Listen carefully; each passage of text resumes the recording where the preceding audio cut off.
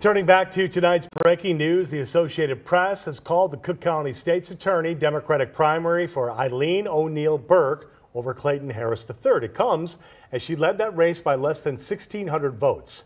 Harris conceded a short time after that race was called. Joining us now with his insight on that and more from the past week is the host of WGN Political Report, Paul Lisnek. Hi, guys. Hi, Paul. So with such a slim margin and votes technically still being counted, why would Clayton Harris III concede so quickly tonight? Yeah, so they had until Tuesday. They would have counted votes till Tuesday, but I don't know for sure. But what he probably saw was the handwriting on the wall, meaning fewer votes are coming in on a daily basis. The notion of making up 1,600 votes, doubtful. So that's probably part of his decision. In addition, the way the votes were coming in, it was city votes that went his way, but it was all the suburban votes that went her way. And secondly, it's an expensive process. If he had decided, I'm going to have a recount, had the numbers, we don't need to walk through that whole process, but less than 5%, whatever, he probably could have called for a recount, but you've got to do it by precinct. You've got to pay for every precinct. He probably just said it wasn't worth it, and at this point, let there be peace. So in the larger context of things in terms of voters, Clayton Harris III was certainly in line philosophically with Kim Foxx. Eileen O'Neill Burke ran on the opposite side of the ledger. So what does that say in the bigger picture about how voters felt about Kim Foxx's time on the job? Well, Patrick, based on the way the votes came in, it said that city votes were still aligning with Clayton Harris, which means that's the Brandon Johnson kind of, mindset. And it was suburban Cook that was really going, I mean, there was a mixture, but suburban Cook was coming in strongly for Eileen O'Neill Burke. And her approach in her ads, we'll see what she does if she wins, but her approach in her ads is, I'm the tough on crime. We're going to go after retail theft. That's $300 and not just $1,000 and all of that. I thought it was interesting, by the way, in now Republican Bob Fioretti's statement tonight, and I read through it, he tries to paint her as the liberal Democrat and kind of welcome to the race, but I'm the only one who's really going to be tough on crime. He's going to have a tougher time when he comes up. Can I ask another question, too, to follow that through? Does she bring in Eileen O'Neill Burke, other like-minded prosecutors, and remove those who are in power who are philosophically aligned with Kim Foxx? You mean physically remove and yes, I mean promote some and demote She others. will have the opportunity certainly to do that, and there may be a big shakeup in that. There may be concerns in the office over that if things win. I know the position seems to be, she's going to win over Fioretti, and I understand why people would say that. But, Fioretti he's not an unknown character in this city. People do know him well, so we'll see. We'll see what happens between now and November. Let's talk about Alderman Byron Sigcho Lopez, who's been taking heat for speaking at a rally in which an American flag was burned. The mayor came out yesterday and defended him for that. Yeah, so Lopez says, I didn't know it was there, didn't see it happening. By the way, it was burned by a veteran, if we're going to toss that in.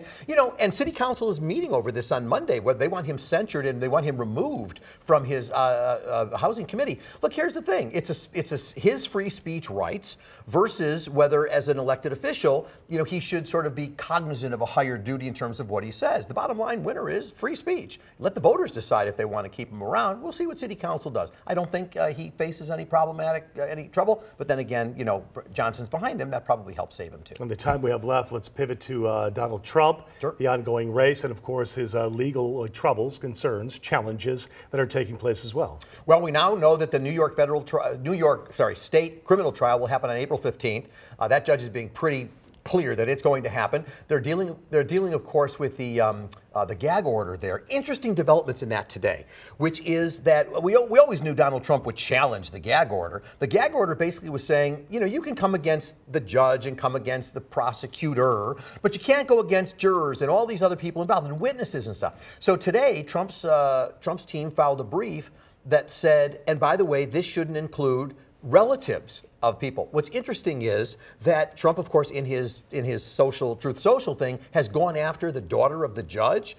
It turns out that the prosecutors actually submitted a letter to the judge before that tweet, if you will, that said this gag order needs to extend to family members of the judges and other people. And it was apparently before that tweet came out. And then came out the attack on the daughter. We'll see what the judge does, but of course prosecutors are saying it's not fair to go after. And apparently this account that Trump is going after in terms of the judge's daughter is a fake account. It was hacked. So it's not even her. So we'll see where it goes. But given the way this judge is acting, he's going to probably enforce and expand the gag order, and in come the appellate efforts.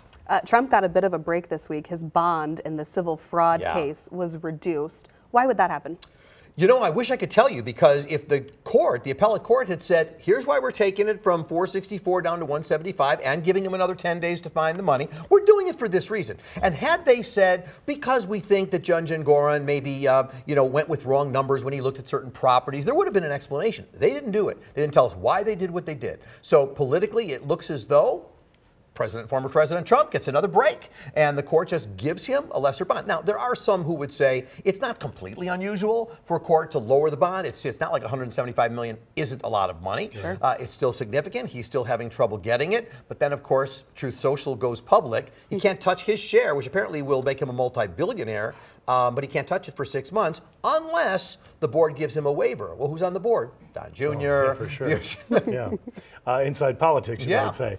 Does he have to put all of that money up, or is it a percentage of that? No, it's a bond. So, well, he has to put that up if it's just him. He has to put up 20% more if he goes to a bond. Okay. But the question is, right now, he's having trouble getting you know, entities to bond him out. But at $175 million, if he gets a waiver, that's probably Truth Social money that could come out. We'll see. I don't know. Real quick, let's talk about President Biden, who was joined by 2 former presidents yesterday in New York. $26 million at Radio City Music Hall. Does that move the needle, a star-studded celebrity event like that? Well, let's put it this way. It set a record for what a single fundraising event could do at one of the largest sort of gathering places, Radio City Music Hall. It was moderated by Stephen Colbert. But former President Trump has now announced that he will be having an event at Mar-a-Lago next week, and it will be raising he said 33 or $35 million. He wants to pay the numbers.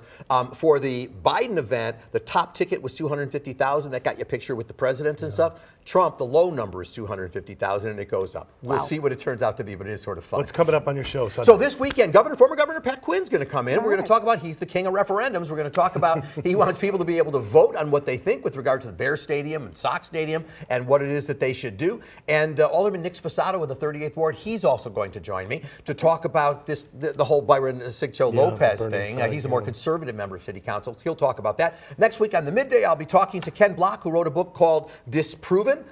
Join me on Tuesday for that. He's the guy that Trump hired to say, find the fraud. We'll find out whether he found the fraud. He talks about it in his book called Disproven. And then Friday, I'm going to be interviewing Patty Davis on the Midday Show with you there, Patrick. And that, of course, is Ronald Reagan and Nancy Davis's daughter. She has some not nice things to say in a book called Dear Mom and Dad. It's a letter to them, and it's not a letter as a parent I'd want to get. Ooh, that's quite a tease, It's going to be interesting.